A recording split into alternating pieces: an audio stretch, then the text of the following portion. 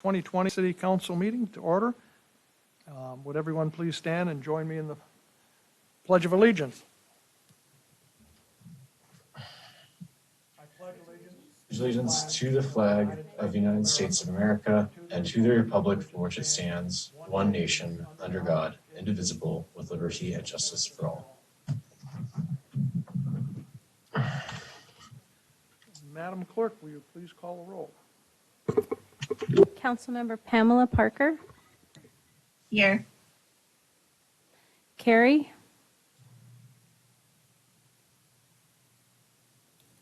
Unmute yourself. There you go. Yes. Thank you. Councilmember Chilson. Present. Thank you. Councilmember Lisa Parker. Present. And Councilmember Ruffridge. Here. Student Representative Cox. Here. You have a quorum. May I have a motion to approve the agenda and consent agenda?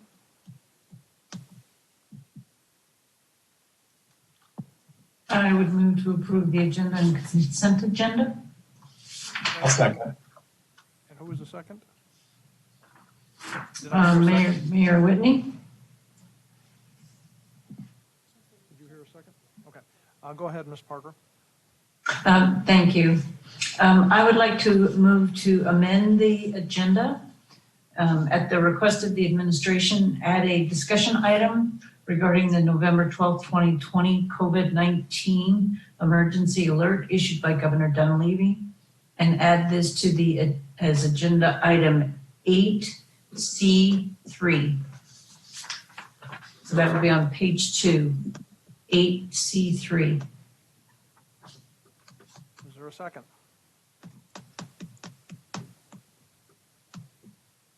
I'll second.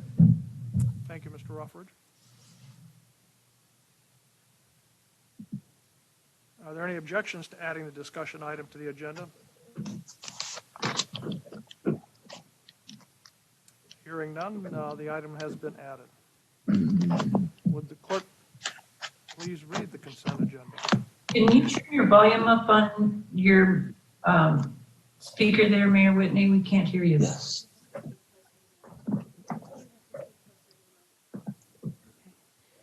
closer, it's going to be in. Thank you, Mayor Whitney.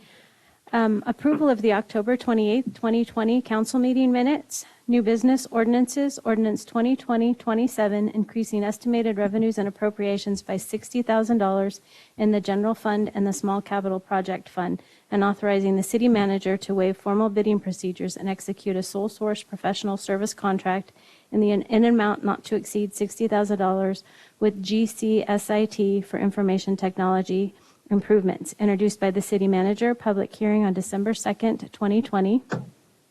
New business resolutions, resolution 2020-57, recommending increased maintenance of the Seward Highway and the pullouts along the highway, introduced by Mayor Whitney and Councilmember Lisa Parker. Resolution 2020-58, authorizing the purchase of in-car camera equipment for the police department in an amount not to exceed $50,820, introduced by the city manager. Action Memorandum 2020-25, approval of the liquor license transfer of ownership and restaurant designation permit within the city of Soldotna, WX LLC, DBA Michael's Restaurant. Action Memorandum 2026, approval of the 2021 City Council meeting schedule. And that is your consent agenda. Are there any public comments on any of the items just read by the clerk? And for those participating by Zoom, please raise your hand if you would like to comment. App users by pressing the raise your hand button, and phone participants by dialing 9 on your telephone. I see no one here in the council chambers, and I don't see any attendees on the list. Having no one else wishing to speak the approval of the agenda and consent agenda is back before the council. Are there any council objections to approving the agenda and consent agenda? Hearing none, the agenda and consent agenda are approved. We'll move on to item number 4, presentation with prior notice. We have a quarterly report of the Visitor Center, by Shannon Davis, Executive Director of the Soldotna Chamber of Commerce. Shannon, you're on.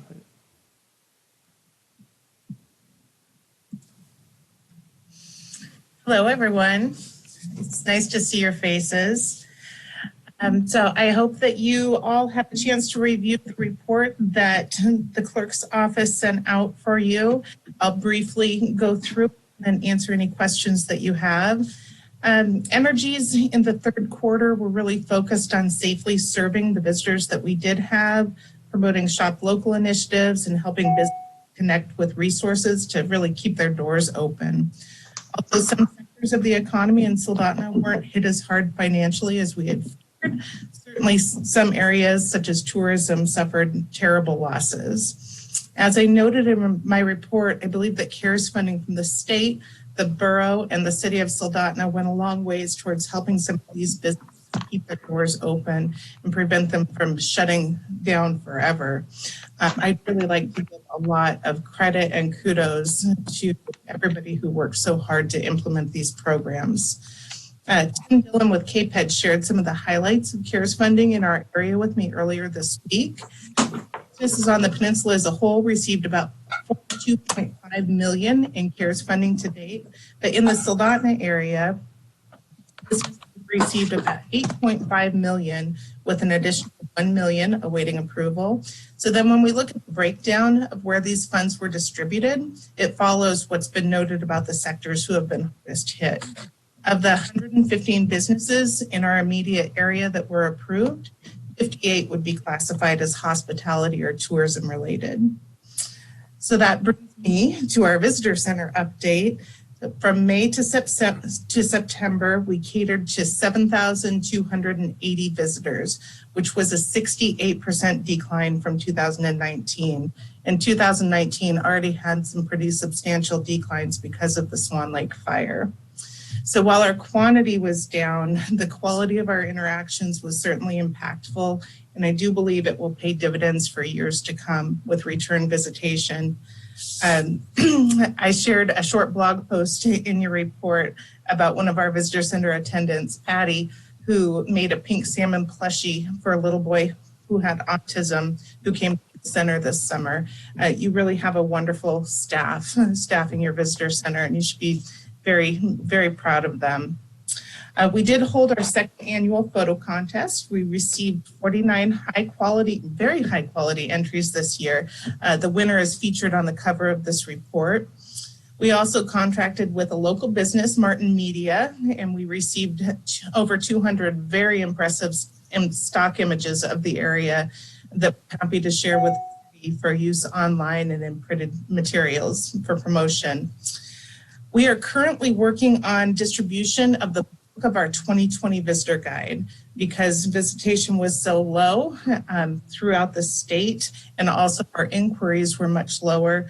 We still have a large bulk of those guides in stock, but we have an obligation to the city for marketing and also to our advertisers who purchased advertising in that actually distribute those. So we are in the process of that right now, and distribution will be done by December of 2020. We purchase leads from the state of Alaska from people who said that they want to visit within the next year. So those are high quality leads, and we're getting those guides in their hands. We're also working on our 2021 guide. We kind of dipped our toe into this early in the process to see if there was interest from our advertisers. And we actually have more advertisers in this year's guide now than we did, or in the coming guide than we did in the 2020 guide. So there is a lot of optimism for next year, and we will have that guide in our hands by January. On the marketing front, our Instagram following has increased by 9.5% over the last quarter. Facebook is up 5.4%. And just a reminder that we did bring that back in-house with our new communications manager, and she's doing a phenomenal job. I did, in your report, highlight some of the activities we conducted for our alternative progress days, the Shop Local campaign and the selfie scavenger hunt. They were both big hits, and we will incorporate them into next year's celebration. And then looking ahead, I would like to give you a huge thank you for approving the funds for the Holding Our Own Shop Local Soldotna campaign. We currently 22 businesses signed up already to accept vouchers. That's everything from restaurants to boutique clothing stores, art galleries, bookstores. We even have an attorney's office who signed up. So you may have heard that, like so many of our businesses in the area, the Chamber has been hit with a close contact COVID positive case, and we are navigating that. We are well set up to work remotely for the time being as needed, but I wanted to assure you that the Shop Local campaign will move forward smoothly. We're not going to have any hiccups there.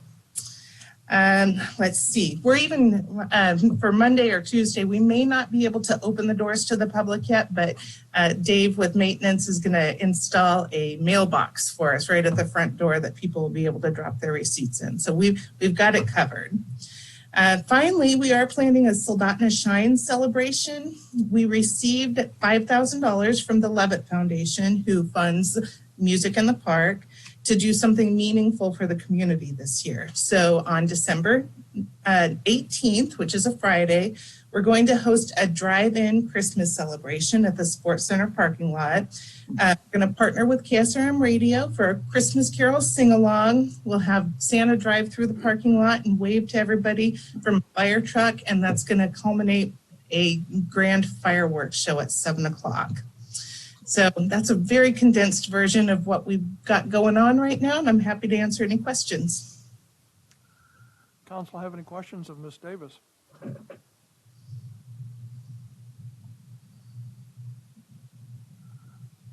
I guess I have one. Oh, okay. Ms. Parker?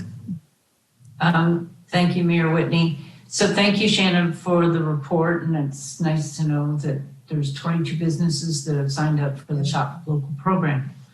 In your report, you give year-to-date expenses for the Visitor Center, and I noticed that there's only 29,000 left, but our third quarter you were at almost 46,000. So are you going to be okay for the fourth quarter in 2020? Yeah, we'll be just fine, Lisa. Thank you for asking.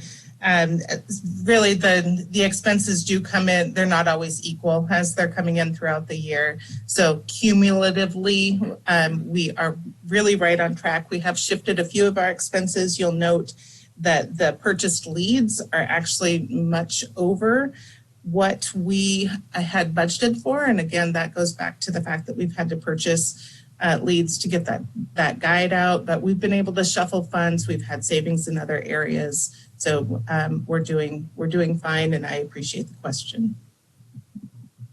Thank you. Are there any other questions from the council? Any other questions from the council? I do have one quick question then. On the Shop Local program, when will the names of the businesses participating be published? We will launch that first thing on Monday morning.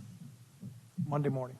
Okay, thank you. Monday morning, in conjunction with the launch of the entire program, where we will be accepting receipts as well. And I did want to clarify that businesses are able to sign up at any time during the life of the program. There is no cutoff. So we will continue to take new businesses and update them as soon as they get their information into us. Okay, thank you very much. Thank you. Third try. Any other questions? Seeing none, thank you again, Ms. Davis, and good luck. Thank you all. I look forward to the rest of the meeting. Next item on the agenda is public comments and presentations. Are there any members of the public who would like to speak on any item not appearing on the agenda? For those participating through Zoom, please raise your hand if you would like to comment. App users by pressing the raise your hand button, and phone participants by dialing number 9 or star 9 on your telephone.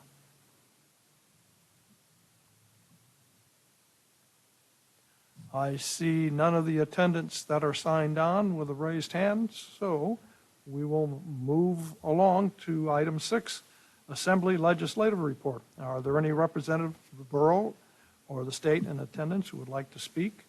And for those, well, skip that because I don't see anyone on the attendees list that are from the borough or the state, I don't believe. Do you have any? I see no one, Mayor Whitney. Thank you. We'll now move on to item 7, public hearings. Ordinance 2020-026, reappropriating remaining funds originally appropriated in Emergency Ordinance 2020-023 that will not be fully expended by the November 22nd, 2020 expiration date as established in Soldotna Municipal Charter, Article 3, Section 3.020, Emergency Ordinance, introduced by the city manager. May I have a motion to enact?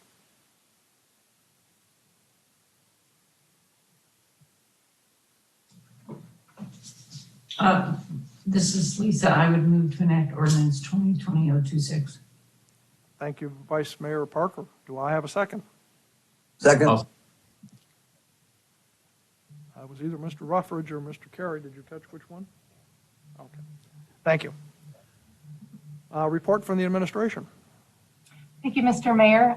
This is a procedural ordinance, and it's necessary because when we originally appropriated the funds from the borough, the CARES Act funds that were transferred to us by subrecipient agreement, we did that via an emergency ordinance. That allowed us to appropriate those funds with one meeting instead of two.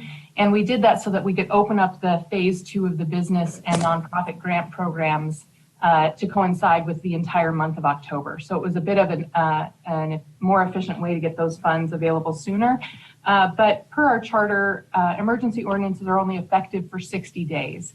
So the clerk and I had conferred and agreed that it would be a good process and from procedural standpoint to come back and reappropriate any remaining funds.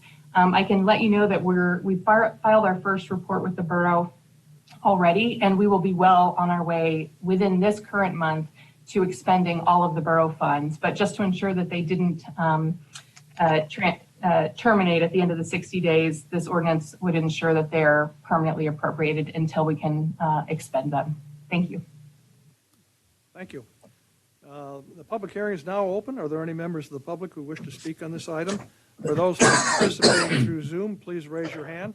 If you would like to comment, app users by pressing the raise your hand button, and phone participants by dialing star 9 on your telephone. I see no raised hands under attendees. We have no public comment then. We'll bring it back to the council. Are there any council comments? Seeing none, we'll call for the vote. Councilmember Pamela Parker, Yes. Carey, Yes. Chilson, Yes. Lisa Parker, Yes. Ruffridge, Yes. Student Representative Cox. Yes. You have 5 yes votes. Okay, the motion passed 5 yes and 0 no's.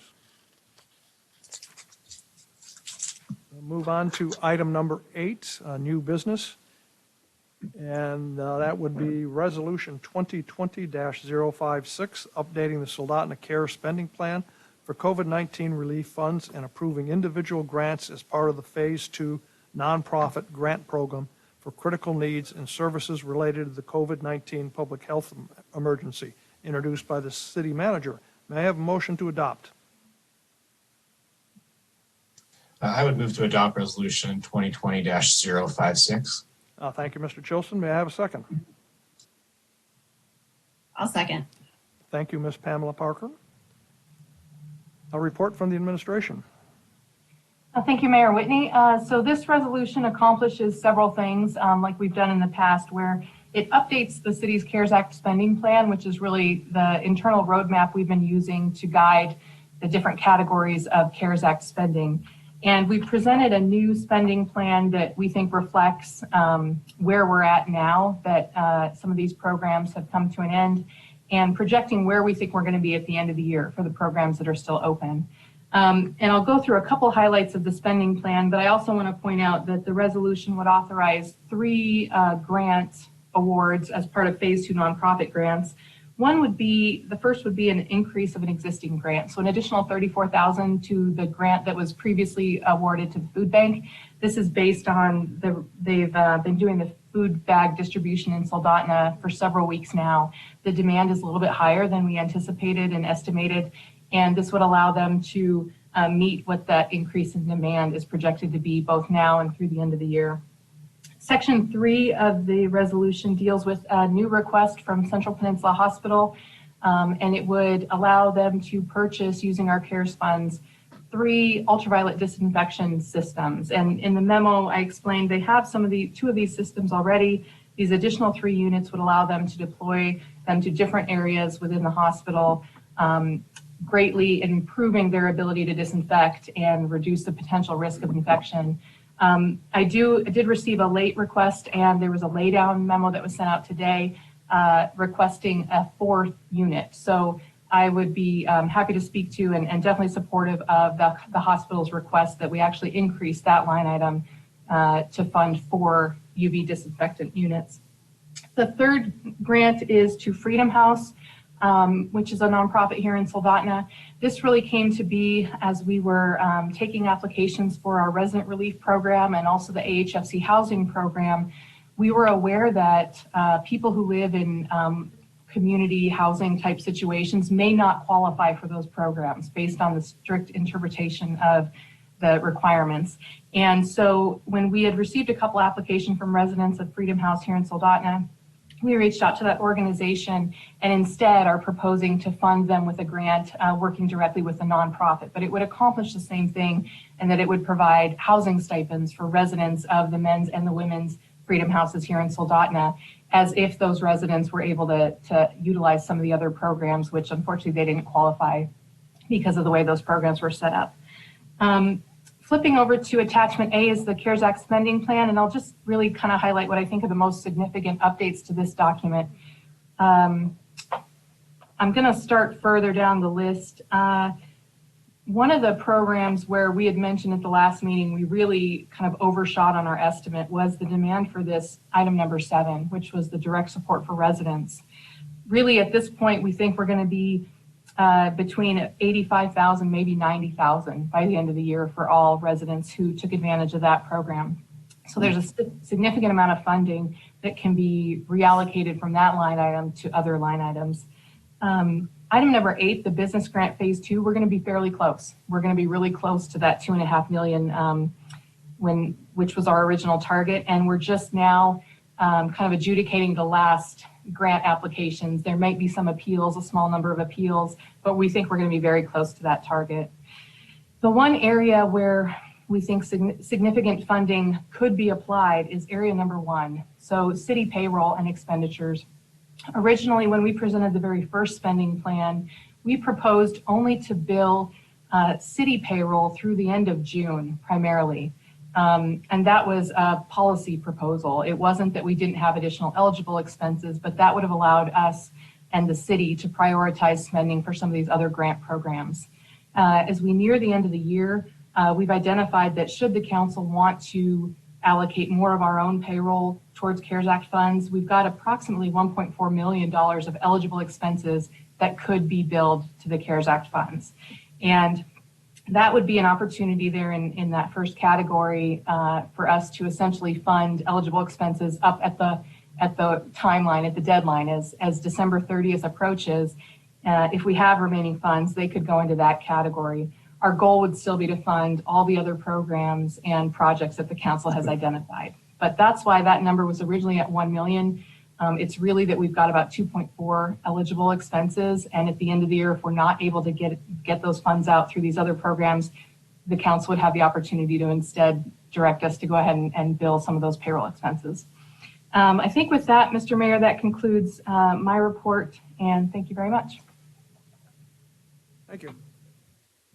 Is there any member of the public who wishes to speak on this item. And for those participating through Zoom, please raise your hand if you would like to comment. App users by pressing the raise your hand button, and phone participants by dialing *9 on your telephone. I see a couple of hands raised. We'll start at the top of the list. Laura McGinnis. So for those that are wishing to speak, we promote you to panelists. So Zoom temporarily logs you out and back in. Just be prepared for you are coming back in.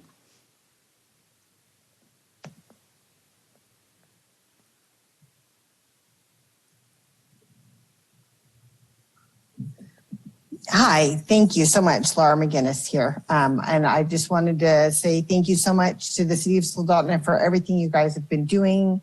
I've been working really closely with Laura on the Freedom House grant request, and I'm here to answer any questions if anyone had any about that request for funding.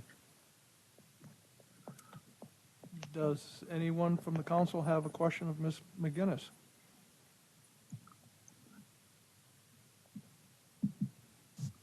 Thank you, Ms. McGinnis. I see no questions from the council. Thank you very much for your testimony. Thank you so much. Mr. Richards, you appear to be the next one up. Thank you, Mr. Mayor, members of the council. I'm Bruce Richards here with Central Peninsula Hospital. I'm happy to answer any questions regarding the request for the UV lights. We do have 2 lights now that are being used constantly. As you all know, the hospital is a very large facility, square footage wise. It takes a lot of time moving these lights around. And then the additional request that came late that Ms. Queen referred to is, as you probably all know, since we had this discussion, we have had an outbreak at the Heritage Place. And so we are proposing to purchase an additional light to bring over to the Heritage Place facility. And I'd be happy to answer anybody's questions. Are there any questions from the council for Mr. Richards? Mr. Chilson. Thank you. Just a question about how these units are designed. Are these strictly temporary units that you wheel in and use during the time of the pandemic, or is this something that's more permanent that you would tie into your HVAC system that could have future utility? So thank you, Mr. Chilson. So these lights are actually mobile lights. If you can imagine a really long, like a fluorescent light tube, there's 4 of them. They're stacked and they're on wheels, and we wheel them around, place them in a room, you close the door, you activate them, and so they do disinfection of the rooms. So they're mobile. We use them, regardless of whether there's COVID, but now that we have COVID, it's extra important that we make sure that all of these rooms are disinfected, and we're having more COVID positive patients, and then with the outbreak at Heritage Place. But the direct answer to your question is they're mobile units, and they'll be continually used even following this pandemic.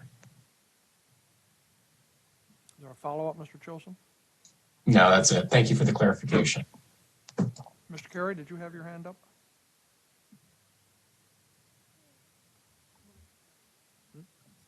Mr. Carey, did you have your hand up? I didn't, but I wanted to just ask, Mr. Mayor, if you could you be closer to your microphone, please? I'll try and get closer without. Any other questions from the council? I do have one question, Mr. Richards. How soon can these be in town? My understanding is that they would be delivered next month. That was the latest discussion that I had. So around the 1st of December, is that what you're saying? Yeah, I don't think it'll be right at the first. I'm looking more mid-month. Thank you. I don't see anyone else with a raised hand under the attendees. Do you have anyone on the phone or anything? I see no hands raised. Mr. Mayor, just Mr. a Ruffridge? question for the administration, if you're okay with that. Go ahead, Mr. Ruffridge. Thank you.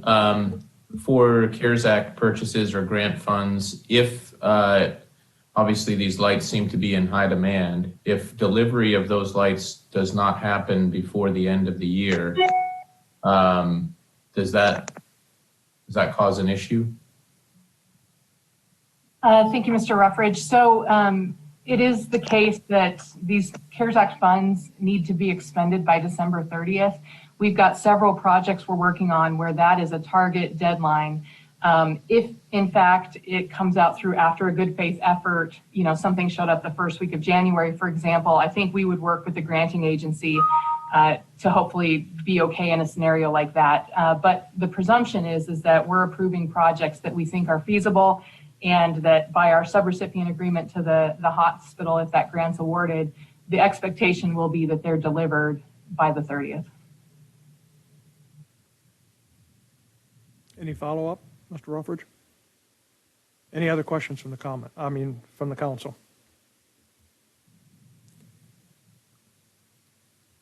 All right, Madam Clerk, would you call the roll, please? Mr. Mayor, I'm sorry? are you closing the public hearing? Couldn't hear you. We're back to the council. Well, seeing that no one else wishes to speak, we'll bring it back to the council for action. Ms. Parker. Yes, Mr. Mayor, I apologize that I didn't bring this up sooner, but I may have a conflict of interest on this resolution.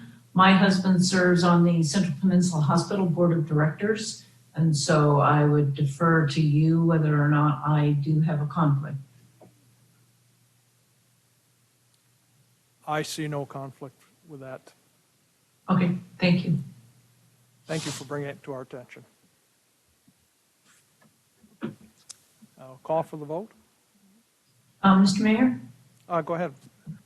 I would move to amend section 3 of the resolution to amend it to the council approves a $220,000 grant from the COVID CARES Act Relief Revenue Fund to Central Peninsula Hospital, et cetera, et cetera, et cetera. Is there a second? I'll second. Thank you, Mr. Chilson. Any discussion? Seeing none, we'll call for the vote on the amendment. Councilmember Pamela Parker, Yes. Carey, Yes. Chilson, Yes. Lisa Parker, Yes. Ruffridge, Yes. Student Representative Cox. Yes. You have 5 yes votes. The amendment passes 5-0. Now moving on to the main motion, the approval of the resolution. Please call the roll. Councilmember Pamela Parker, Yes. Carey, Yes. Chilson, Yes. Lisa Parker, Yes. Ruffridge, Yes. Student Representative Cox. Yes. You have 5 yes votes. Resolution 2020-056 passes at 5-0.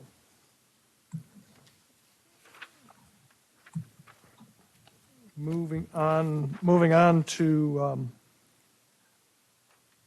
item number 3, a discussion item, November 12th, 2020, COVID-19 emergency alert issued by Governor Dunleavy. Please have a report from the city manager. Thank you, Mr. Mayor, and thank you for amending the agenda to add this item. Many of you, I'm sure, like myself, got the alert this morning where the governor was really speaking out, I think, to all Alaskans and encouraging them to take whatever steps they can over the next 3 weeks specifically to help reduce the risk of COVID spread. And something the governor said that is consistent with what I've heard from him recently is really that they've been keeping an eye on the healthcare capacity in Alaska. And that was something that was referenced in his statement as potentially being at a level that was an urgent risk at this point. Based on that information, we met internally, department heads and myself today, to reassess our different city-owned facilities and ultimately made the decision to make some changes effective on fairly short notice.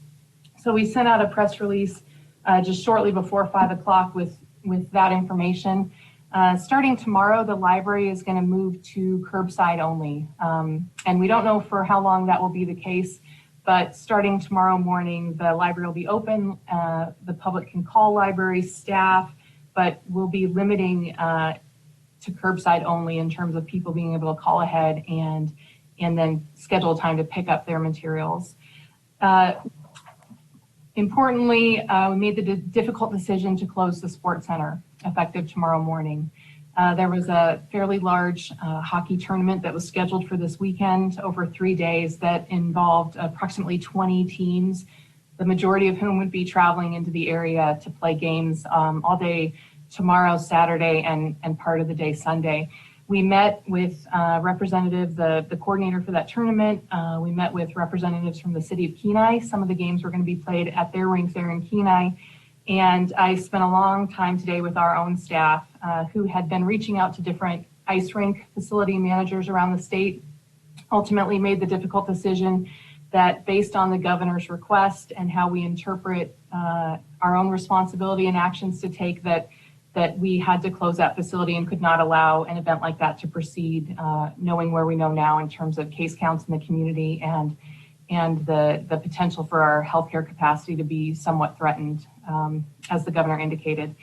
So I do know that I think that some of the teams that were already in transit were already on their way, had made arrangements.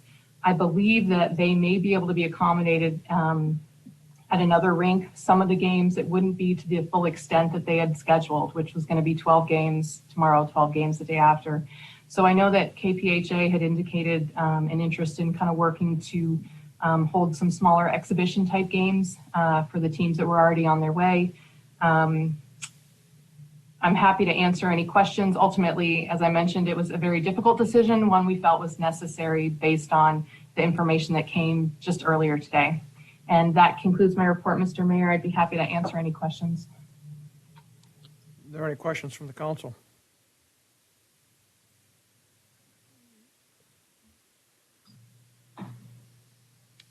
I'll Mayor pipe up.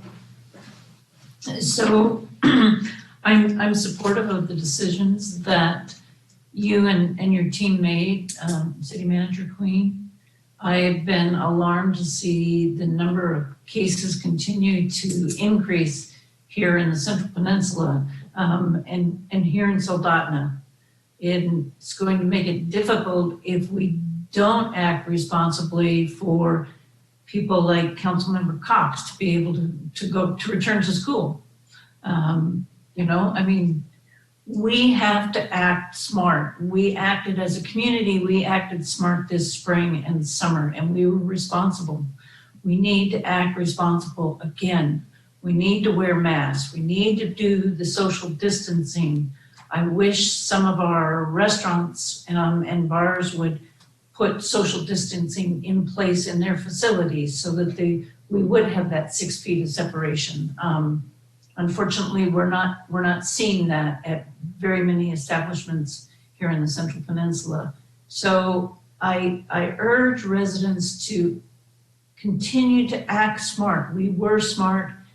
We kind of fell off the curve a little bit and our numbers have spiked. So let's go back to being responsible. Wear the mask, be smart, keep that social distance. So again, I applaud the administration for having to make these tough decisions, but it's to keep our community healthy. Thank you. Thank you, Vice Mayor Parker. Mr. Chilson. Thank you, Mr. Mayor. I'd also like to pass my thanks on to the administration and our staff for acting very quickly today and putting this measure together. My initial question would be, do you have any kind of framework for what would trigger a reopening, or would you be bringing this back to the council for us to make the decision at a certain point in the future when you felt it was worth having that discussion? Thank you, Mr. Chilson. Don't have a trigger adopted in terms of a metric. So we don't have a hard policy in place that says, for example, if numbers drop below a certain amount, then we would reverse this decision. I will say it's entirely temporary. So partially it's also due to staffing levels, particularly in the library. We are dealing with challenges that every employer is, with lots of folks being out now. So it's partially from a staffing point, and the library is one, for example, where I think it may be that we feel comfortable opening up to the public again fairly soon. I would be comfortable doing that in consultation with our library director based on her staffing levels and not necessarily having to come back to the council. I know a lot of people are supportive of wanting to keep the library open. I am as well. And Rachel Nash, our librarian, and I have been in touch constantly. She's keeping an eye on how people are doing with the recommendations in terms of social distancing and masking. And from her perspective, those were going fairly well. Also, the gate count is down. So she was just not seeing the number of people coming in and out of the facility. So if we get our staff kind of healthy and able to come back to work, it may be that the library can open back up to the public in the stacks fairly soon. I think similarly about the hockey rink as well. And one of the challenges in the decision we made today was pertaining to the fact that there was about to be a large tournament and that was scheduled to start at 7 a.m. I know you guys remember it was only last month where the termination dust tournament in Anchorage resulted in kind of a breakout of cases. This tournament would have been larger than that. And that was part of the reason we acted so quickly on the Sports Center decision. But again, moving forward, I can see that it may be that individual ice activities or games, we decide that it would be safe given the mitigation measures that were thought through and put together with compliance from the organizations. They're all on the same page about wanting to do what's right. So that decision was largely just driven by the magnitude of this tournament that was about to happen. Fairly, sorry, verbose answer to your question, Mr. Chilson, but it's something that we would constantly evaluate. And I think moving forward, would look for an eye to being able to reopen soon if we could do it safely. Okay. And just to follow up on that, I'm absolutely supportive of getting the library back open as soon as we can do that safely. I do have some pretty strong concerns about reopening the sports center without really taking a close look at how that was operating. I know I had made a point to get over there a couple times in the last 2 weeks just to kind of poke in the evenings and see what it looks like. And it's very discouraging. I saw a lot of large groups over there with very few people masking, if any at all, congregating in close groups. There's even a night I went over there and the city employee at the front desk wasn't even wearing his mask. It's just very discouraging when you see that and you look at the counts that are happening in our community. So I think that when things do start to improve, I would like to see this come back to the council. We can have a discussion about how we bring that sports center back into operation, but do it in a way that's safe for the community, but gets them back on the ice and we can have some activities that are accessible to our community safely. Looking at the memorandum attached to this, I see that the decision has been made to require masks at city facilities that are continuing to be open, including City Hall and our police department. I really think that the sports center really should be treated no differently. It's important that people wear masks there, and if they want to choose not to wear them elsewhere, that's their decision. But on city facilities, I would fully support a requirement for that. But anyway, I would encourage that to come back to council for discussion at a time that you deem that things are improving and it would be worth having that discussion. So thank you. Is there, Mr. Ruffridge? Thank you, Mr. Mayor. I think we have a situation certainly on our hands with rising cases. I think the decision being made to close the sports center and the library is certainly a decision that probably has to be made at the current time. I have to say my current opinion, and has been my opinion for a while and has driven a lot of our conversations that we've had, I think, as a council, is we've done a good job, I think, creating protocols, creating safety measures, creating ways that things can sort of operate in and amongst our community and allow access to certain events and places and do so as safely as possible. And I commend the administration for doing that. I am concerned about closing things down, mostly from a healthcare perspective, seeing where cases are rising from. It's not coming from the sports center and it's not coming from the library.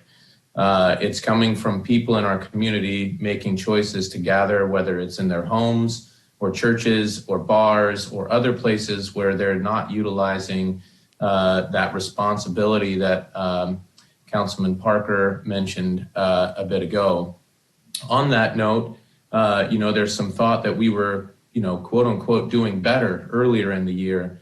And in a number of sense we were, but part of this is a slow moving virus that the state of Alaska did a lot of mitigation efforts on early on. And we put a lot of travel mandates in place. We put a lot of interstate travel mandates in place. And I don't feel like the people of Alaska felt free to move about until around Labor Day. And we're seeing what happened when that happened. We struggled with masks in the summer, but we didn't have virus like we have right now. And now people are moving indoors, and they're consistently choosing operations that might be harmful to themselves and certainly the people around them. Now, my opinion and what I would state publicly is that some of the messaging has been missed. My day-to-day has very much shown that the messaging needs to be clear that this virus does not show up like an anvil from the sky in a Looney Tunes. It shows up silently, easily, like a cold. It comes like a cold. You wake up in the morning with a stuffy nose and a sore throat, and then you make the decision to still have a dinner party, to still go out and hang out with your friends, go to the bar, go to church. That's where our spread is happening. It's happening because people don't understand that this doesn't come and smack you in the head day one. And there's some messaging that got missed. Certainly a lockdown of some degree of facilities, I understand, and I don't disagree with that choice. I think it's a thing that has to happen in this moment. But I would encourage us to trust our protocols at some point. I think the city's done a great job. I commend both Stephanie and Shelley. I think the city employee handbook is, I've copied some of it from my own protocols in my own establishment. It's really well done. And I think anything that the city has that's going on internally, it has not come from within the city. And I think that's commendable to our staff. And with that, I will conclude my comments. Ms. Pamela Parker. Thank you, Mayor Whitney. So thank you, Stephanie, and the rest of your staff for making this difficult decision. I know it's not easy, especially with the tournament this weekend, so close to when the decision is made. But I do think it's a wise choice to help prevent another super spreader event like what we saw at that Anchorage tournament. And that's definitely, I think, going to help, even if the sports center is not necessarily where a lot of the cases are originating from. If you pack 400 people into that building or around our community coming from other communities, we would definitely see an increase in cases after that. So I do appreciate that you are doing what it takes based on what the governor has asked Alaskans to do. My concern is that we're just not doing enough. And I think that at every level of local government, state government, federal government, the buck is just being passed down. And the mantra is, come on, guys, you can do this. Like, let's all work together. We're all Alaskans. Wear your mask, please. Like, stay away from each other, please. And that's not working. It's not enough for the cases that we're seeing, especially in our area. And you think, 25 cases a day doesn't sound like a lot. We don't have that many people around here. And that's 25 people who could have potentially infected others. And it spreads and it spreads and it spreads. And if we just take a stand as a city, be forward thinking, and say, we want our residents to wear masks when they're in public spaces, church, bars. Yes, I wear my mask when I go to a bar. It's not that weird. I think I look pretty cool. It's possible. Thank you, Mr. Carey. Thank you. Appreciate the chuckle. It's possible to do this and to do it safely and to not shut down everyone's lives. My concern is that the next step is going to be, boom, everyone needs to stay home again. All of our businesses are closed again. No one can go to church. No one can go to the gym. No one can go to the bar. And honestly, those are probably the three things we all need right now. So I would like to see us be that group that actually stands up in this state and says, we're going to do something about this. We're going to put our foot down.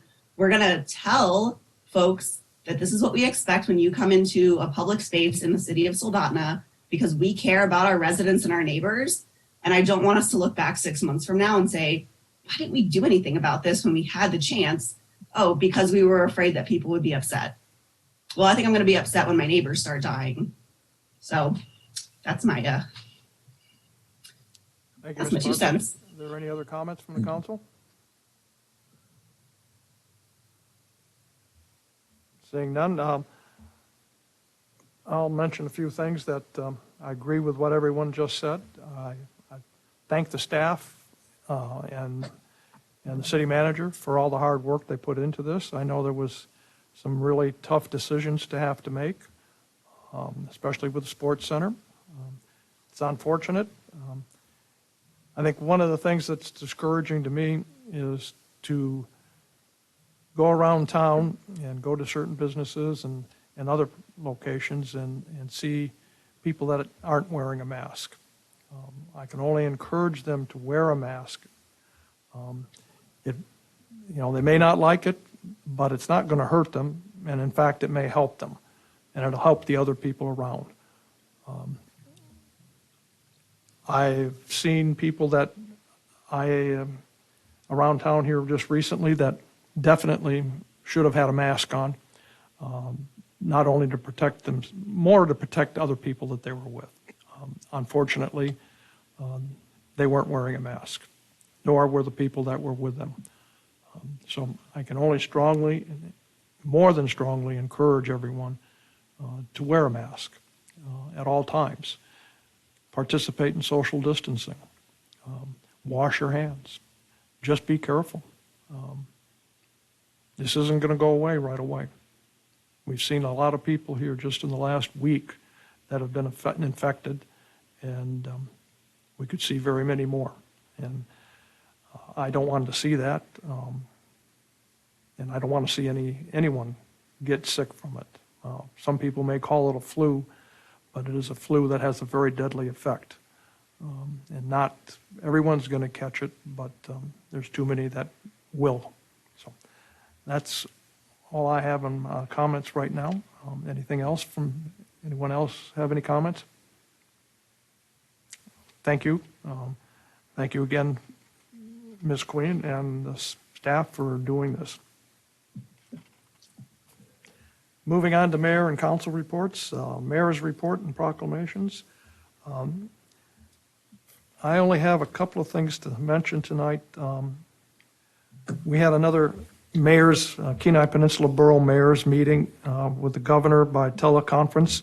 Unfortunately, he was unable to attend, and one of the staff, I believe it was Commissioner Crum, was there.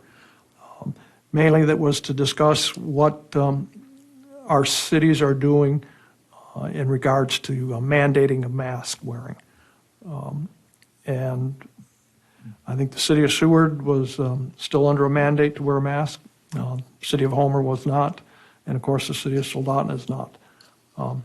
My comment to that was, I believe if mandatory mask wearing is going to be effective, it has to be statewide.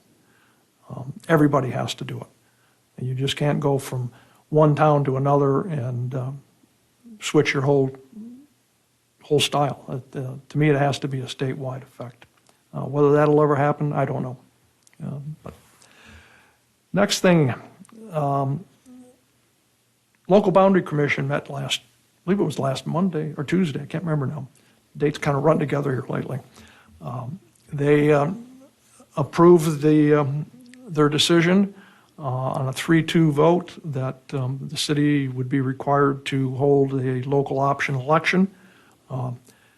It was 3-2. There was in favor of that. They are now in the process of putting together the decisional report. That will be put together and discussed at their meeting on November 25th. And I believe it's at 10 o'clock in the morning, another Zoom meeting. A little bit unusual in this one is the dissenting votes. They are going to also publish their dissent, so that there will be two separate reports, the majority report and the dissenting report. Once that is completed and finally approved by them, we will have the opportunity to review that report and make any decisions at that time. So we're looking at sometime after November 25th, before we finally see that in writing and what they base their findings of fact on. And one other quick comment. I noticed today that our U.S. Representative Don Young has been infected with COVID-19. I wish him the best. I hope and wish him a speedy recovery and be able to be back in Washington representing the entire state of Alaska. And that is all for my comments for tonight. There's no council reports on boards and commission tonight. City manager's report, please. Thank you, Mr. Mayor. Just a brief report to let you know about some meetings I participated in this week.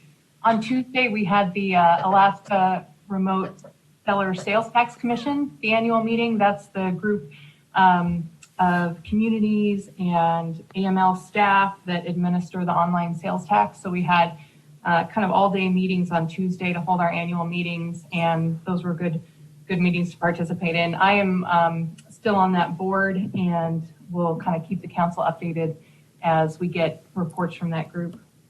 And then this morning, participated in the Alaska Municipal Managers Association's new manager training. So I was actually the professional development chair for that managers group. And when you've been a manager for 3 years, they let you teach newer managers than myself and coordinate some of those speakers. I wasn't a presenter this year, but we had a lot of great presenters. It's a close network of folks around the state, and I was glad to get to meet some of the new managers. Seldovia will have a new city manager. Homer's city manager has now been here for a few months, and so there's some new faces, and I really enjoy being part of that activity.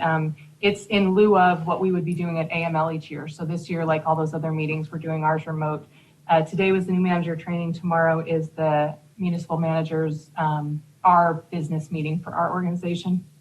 And thank you to the veterans. We were closed yesterday for Veterans Day. Thank you for veterans for your service. And that concludes my report. Are there any questions for the city manager? Seeing none, we'll move along to public comments. Is there anyone from the public who wishes to comment? For those participating through Zoom, please raise your hand if you would like to comment. App users by pressing the raise your hand button, and phone participants by dialing *9 on your telephone.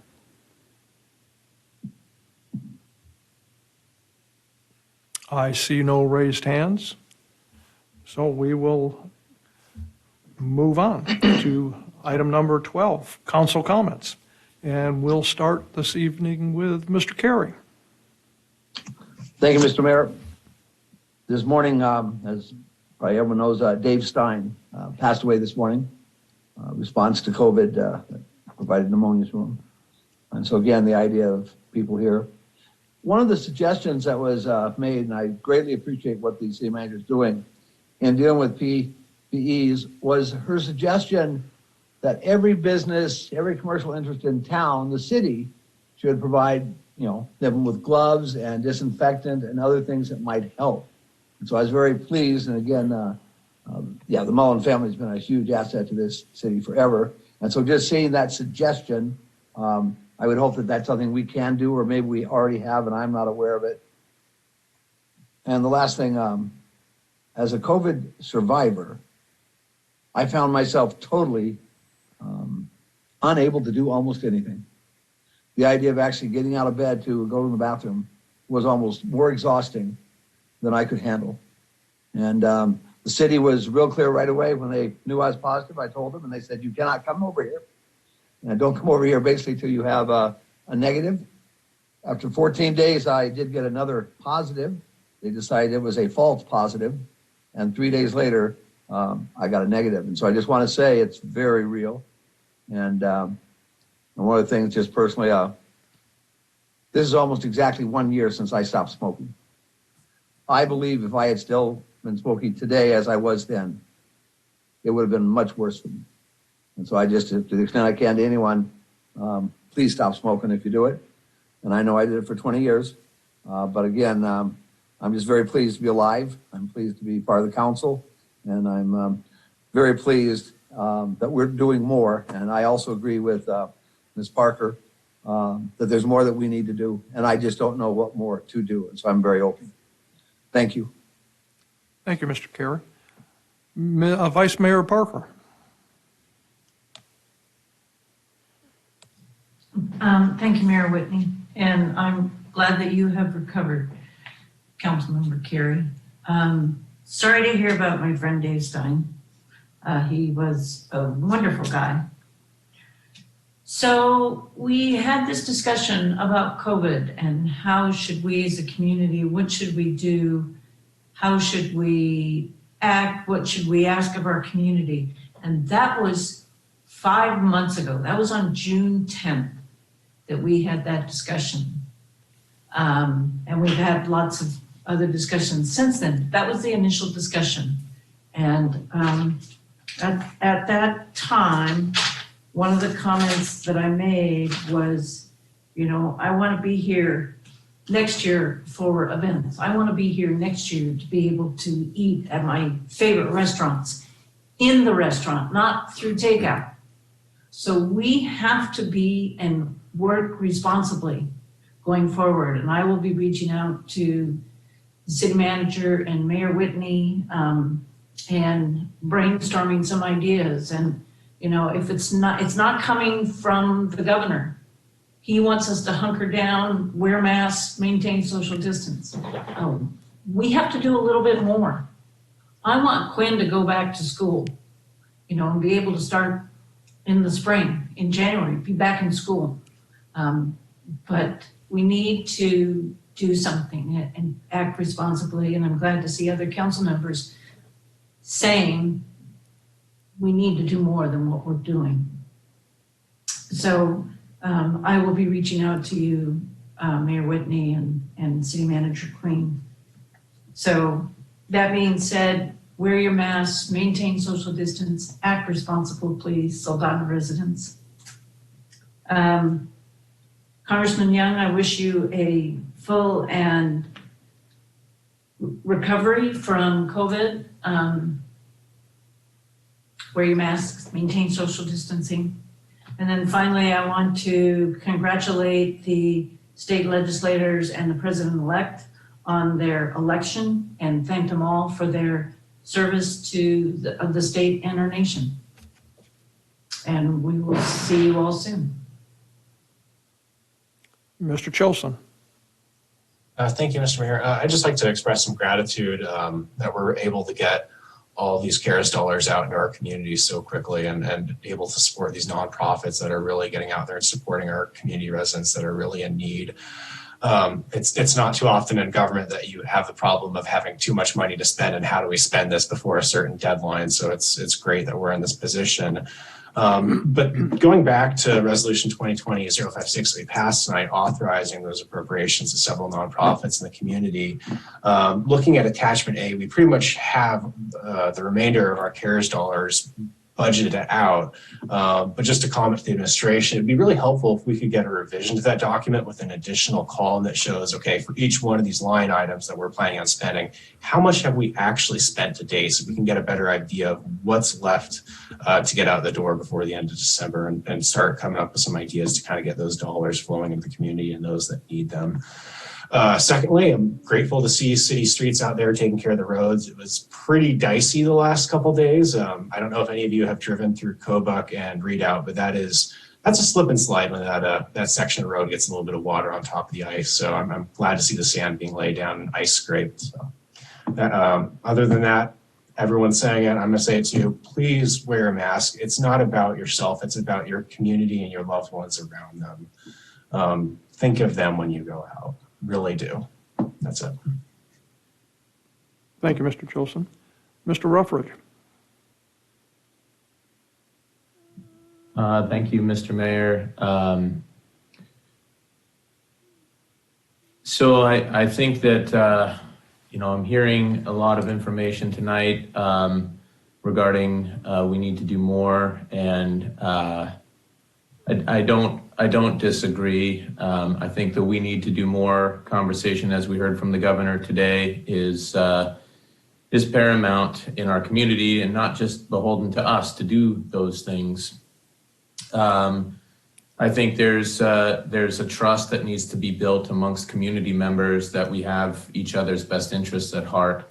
And maybe that's some of the things that have been lacking overall. We've gotten maybe a little bit arrogant as a community, that we were spared the wrath of COVID for so long, and now we have to pay attention. I think part of the thing that did not get discussed tonight, which I would really urge some dialogue and discussion about, is twofold. One, COVID has a much greater potential of damage to our livelihood, one, and our mental health, two, not just loss of life. And that is something that gets very little mention. There are things that have to be looked at and maybe worked towards as a community and maybe as a city, ways that we can support people's mental health. And I think you guys know what I'm talking about in that regard. We've had loss of life in our community as a result of mental health anguish during this year. It's never okay. And whether that's COVID related or not, it's maybe tough to say whether it will ever be known. Loss of livelihood is occurring on a daily basis. Multiple businesses are currently shut down for either a temporary or maybe permanent basis, regardless of how much CARES funds that we've distributed into the community, because they just can't make it in the current climate. Then that's something that we need to work towards as a council and as a community as well. I think that the main takeaway from me is our messaging as a group of people, as a body of government. I think there's been a misplaced effort in government as a whole to think that we can stop a virus. We cannot as a government. And there's been some trust issues amongst people with those who are governing over them. And so I would ask that the messaging be really clear from this body and from the administration, that we're here to help in whatever way possible, but that we need to have clear messaging about what COVID looks like, how it infects people, and what you should do when you are infected. We've been hearing the messaging over and over and over and over and over and over again for months, and you would be shocked to know how many people just don't know what to do. And they're reaching out to people and they don't know who to reach out to. They're making up their own decisions. They're searching information on the internet. And there's not a clean, maybe easy way to know, what do I do now? People are rationalizing their decisions. Well, I feel fine. I can probably go do X, Y, Z. And I think we're thinking that something nefarious is happening, but people are just trying to live. And they think that they have a little bit of a sniffle, and then wham, 7 days later, they're really sick and they've infected 5 other people. That's what's happening. And that's why some of these mitigation factors are in place that people don't like, and they will refuse to do if mandated to do so. That's been very clear. But our messaging needs to be clear. And that's what I hope that we can do together. I will leave you with this. I think part of this has been a challenge from a healthcare perspective, because a lot of decisions are getting made sometimes in the absence of a healthcare opinion. I would challenge us to reach out to public health, to our hospital, to those who are boots on the ground, and get an idea of what's actually happening before we make the decisions for people in our community. And that concludes my comments. Thank you, Mr. Ruffridge. Ms. Pamela Parker. Thank you. So just kind of to continue the thread a little bit from earlier, and to respectfully disagree with you, Mayor Whitney, I don't think that we need to wait on the governor to protect the health and safety of our community members. I think that we can 100% be the leaders in that area. I don't think it's weird that one city to another has different policies when it comes to masking up when you're in our community, just like we have different policies for other aspects of our lives. So I would challenge you on that aspect that I don't believe we need to wait for the higher ups to give us the go ahead. I think that we can, if enough of us little guys start doing it, maybe the governor will take notice and realize that we're serious about protecting the health and safety of our citizens and that he should be serious about it as well. And then there's been some, I guess, questions about whether or not a mask mandate would be effective in our area. I'm talking about folks just, they're not going to do it if they're not going to do it. And I do understand that that could be an issue. We have speed limit signs. That does not mean that everyone always goes the speed limit, but we still have those there, again, to protect the safety of others. So I think that a mask mandate would go along the same lines. We're going to have people that are not going to abide by certain precautions and certain things that we put in place to keep people safe. But still having those policies in place is a good idea. And I think it gives that clear message that Mr. Rufford was talking about to our citizens, that this is where the city of Soldotna stands, and this is what we're doing to show that we care about your health and safety. So I do think that this is something that the council needs to consider. And I think that we need to do it before things just continue to escalate. And then on a more positive note, like super switching gears, but I am so excited about our vice president-elect, our first female vice president. So excited. That was it. Yeah, I was just very happy about that. I've been reeling about it all week. So congratulations to Vice President-elect Kamala Harris. Very excited to see all the wonderful things you're going to do. So that's it. Thank you. Mr. Cox. So at SoHi, despite having COVID, we were able to host a volleyball tournament last week, and that was the end of the volleyball season. And this coming week, or I think it's this week as well, swimming is trying to host. I'm not sure how that's going to go with all the mandates and especially what just happened with the governor. I'm not sure if they're going to be able to go through that or not. But as a student council and with SOS, Sources of Strength, we're trying to have some outreach and mental health programs throughout the community, not just with the school. One that I'm part of is repurposing old political signs to have helpful messages, so just to help the community and stay positive. And then we know that ASAA for sports has said that the 16th is when they will start allowing sports, so spring sports, so skiing, track, soccer. However, the district we have not heard from yet. Hopefully we'll be hearing soon. And finally, I'd just like to say thank you for everything you've done. You have helped a lot, and I think that I think what you guys have done, it helped us go back to school for as long as we did. And just thank you. Thank you, Mr. Cox. I'm going to do a little bit something different. I'm going to ask the city clerk to give us a quick report on the application process for the vacant council seat. Thank you, Mayor Whitney. So we had a application deadline as of Tuesday last week, and we received no applications. In the last 24 hours, I've had inquiries about what we did. We repost the notices and changed the application deadline to until filled. So hopefully those two inquiries we had in the last 24 hours will provide an application in time to make our next meeting packet. Are there any questions? Thank you. Moving on, executive session, there is none, no need for one. We'll move on to meeting announcements. The following meeting will be, the next city council meeting will be December 2nd, 2020 at 6 p.m. and it will be held by Zoom again. I thank you all for being here tonight.